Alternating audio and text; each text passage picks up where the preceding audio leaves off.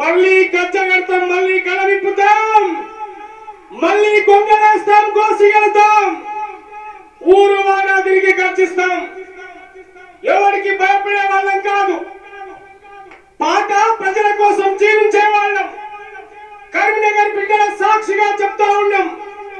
ప్రశ్న ప్రశ్నే, ప్రశ్నిస్తూనే ఉంటాం. ఎవరికి తలవంచం, ఎవరికి భయపడం. త్యాగాల తెలంగాణ బిడ్డలుగా, త్యాగాల తెలంగాణ బిడ్డలుగా కుమ్మరి వాములు మండినై, కమ్మరి కొలిమిలు రగిలినై, మంగలి కత్తులు మెరిసినై, సాకరి బండలు మోగినై, బాదుగ డప్పులు తడతడం దండోరా మోగించునై. ఆగదు ఆగదు ఆగదు ఈ ఆకలి పోరు, ఆగదు ఆగదు ఆగదు ఆగదు ఈ ఆకలి పోరు, ఆగదు ఆగదు ఆగదు ఆగదు ఈ ఆకలి పోరు, ఆగదు.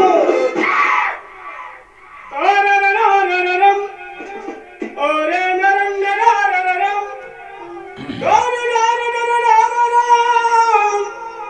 తారరరరరరం ఆగదు ఆగదు ఆగదు ఈ ఆకలి పోరు, ఆగదు ఆగదు ఆగదు ఆగదు ఈ ఆకలి పోరు, ఆగదు. తరంగరరరరం నరంగరరరరం. సో మొత్తానికి ఆ పదాన్ని ఎందుకు పెట్టాల్సి వచ్చింది, ఇప్పుడు ఈ పాటను ఎందుకు వినిపించాల్సి వచ్చింది అంటే, ఈ తెలంగాణకు, ఈ తెలంగాణ హక్కులకు, ఈ తెలంగాణ హక్కులను ఎవరైనా కాల రాస్తే మళ్ళా గజ్జగడతాం, మళ్ళా గలమిప్పుతాం, మళ్ళా ప్రశ్నిస్తాం. కరీంనగర్ గడ్డ నుంచి చెప్తా ఉన్నాం, ప్రశ్న ప్రశ్నే, ఎప్పుడైనా ప్రశ్న ప్రశ్నే అని చెప్పేసి నిన్న కళాకారులు ఆ సభ మీద మాట్లాడేటువంటి మాట నిజంగా ప్రతి తెలంగాణ బిడ్డ గుండెను తడినటువంటి పదం అది.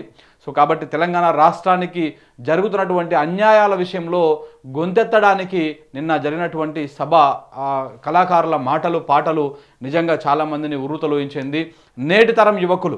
నేటి తరం యువకులకు కొంత తెలంగాణ ఉద్యమ నేపథ్యం తెలియదు. ఎందుకంటే 2014లో తెలంగాణ రాష్ట్రం వచ్చింది. 2009 నుంచి 2014 దాకా ఉవ్వెత్తున ఎగిసిపడింది. 2001లోనే టీఆర్ఎస్ పార్టీ స్థాపించినా కానీ 9 నుంచి 14 దాకా బాగా ఉవ్వెత్తున ఎగిసిపడినటువంటి ఉద్యమ నేపథ్యం చాలామంది ఇప్పుడటువంటి 20-25 సంవత్సరాల యువకులకు పెద్దగా అవగాహన ఉండదు, రాజకీయం మీద పెద్దగా తెలియదు. కానీ మళ్ళీ ఒకసారి మనం ఆ రోజులను గుర్తు చేసుకోవాల్సినటువంటి అవసరం ఉంది అని చెప్పేసి నిన్నటి సభ చూసిన తర్వాత కళాకారులు చెప్పినటువంటి మాట.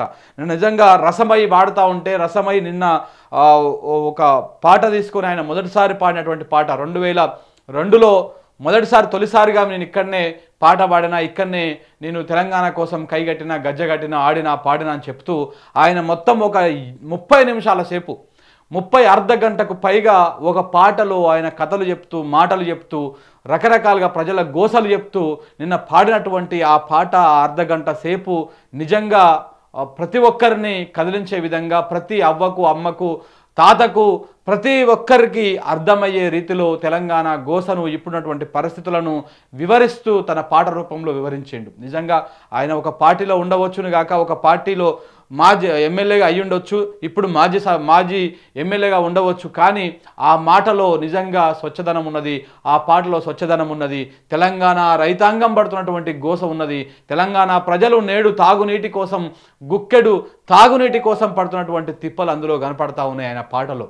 ఆ పాట పాడినంతసేపు జనము స్టేజ్లో పిన్ డ్రాప్ సైలెంట్, అద్భుతమైనటువంటి స్పందన ప్రజల నుంచి రావడం జరిగింది. అంటే మళ్ళీ ఇలాంటి సిచ్యువేషన్లు గతంలో 2009 నుంచి 14 మధ్యలో ఏ స్టేజ్ మీదకి పోయినా, ఎక్కడ పోయినా కానీ రసమై కావచ్చు, ఇట్లాంటి వాళ్ళందరూ కళాకారులు పాడుతూ ఉంటే, తెలంగాణ ఉద్యమ నేపథ్యాన్ని చెప్తా ఉంటే, తెలంగాణ ఎందుకు కావాలనో గతంలో చెప్తా ఉంటే అప్పుడు ప్రజలు ఆసక్తిగా చూసేవారు. ఇప్పుడు అలాంటి రోజులు మళ్ళీ వచ్చిన తెలంగాణ ఇప్పుడు కాంగ్రెస్ చేతిలోకి పోయిన తర్వాత ఏమైంది, ఏ విధంగా గోసపడుతుంది తెలంగాణ, ఎందుకు నీళ్లు కటక బంద్ చేసినట్టు బంద్ అయిపోతూ ఉన్నాయి, ఎందుకు కరెంటు బంద్ అయిపోతూ ఉంది, దేనికోసం బంద్ అయిపోతూ ఉంది, ఆయన పాట రూపంలో, మాటల రూపంలో ఎండిపోతున్న పొలాల గురించి, పర్యలు పడుతున్నటువంటి పొలాల గురించి, ఎండిపోతున్నటువంటి వాగులు, వంకలు, కుంటలు, నా నియోజకవర్గం, ఆయన మానకొండూరు నియోజకవర్గం, ఆ నియోజకవర్గంలో 2-3 ప్రాజెక్టులు ఉన్నాయి, అయినా ఎందుకు ఎండిపోతా ఉన్నాయి? మేము పోయినసారి ఎండాకాలంలో మత్తలు దుంకిపించినాము, నిండు ఎర్రటి ఎండల్లో మత్తలు దుంకిపించినాము,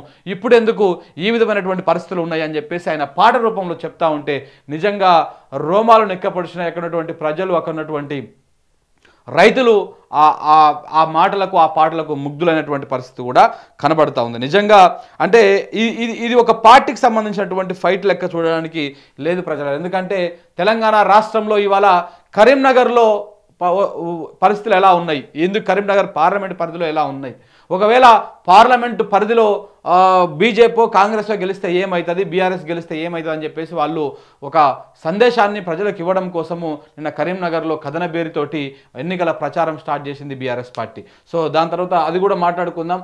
ఒకసారి రసమై మాట్లాడినటువంటి మాట, రసమైతో పాటు ఏపూరు కూడా ఎవని పాలయ్యిందిరో తెలంగాణ అని గతంలో ఆయన కేసీఆర్ అధికారంలో ఉన్నప్పుడు పాడినటువంటి పాట అది.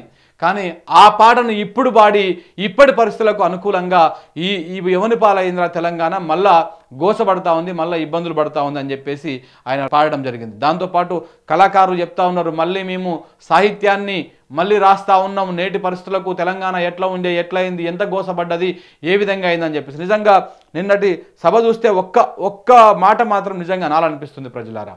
ఎందుకు అంటే ఈ పాట, ఈ ఆట, ఈ కైగట్టి ఆడుడు ఇవన్నీ కూడా కేవలము బీఆర్ఎస్ పార్టీకి సంబంధించినటువంటి వేదికల మీదనే ఒక రకంగా ఉంటుంది. అంటే ఇక్కడ బీఆర్ఎస్ పార్టీ అయినా కానీ ఆ వేదిక మీద తెలంగాణ గోస వాడతారు, తెలంగాణ ఇబ్బందులు పడుతున్నట్టుగా అనిపిస్తుంది. కానీ నిన్న ఏ కాంగ్రెస్ సభ చూసినా, బీజేపీ సభ చూసినా వాళ్ళ నాయకులను పొగడమే తప్ప అక్కడ ఏమి రాష్ట్రం కోసము మాట్లాడుతున్నట్టుగా ఇక్కడ కనిపించలేదు. నిన్నటి సభలో కూడా గదే అనిపించింది.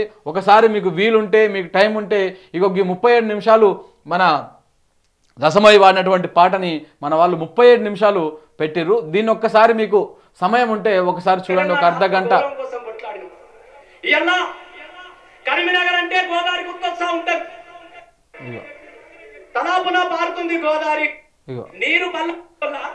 తెలంగాణ కోసం తెట్లానేలా ఇదే తెలంగాణలో తెలంగాణ యుద్ధం జరుగుతా ఉంటే మా వినోదన్న పదవికి రాజీనామా ఇట్లా అర్ధ గంట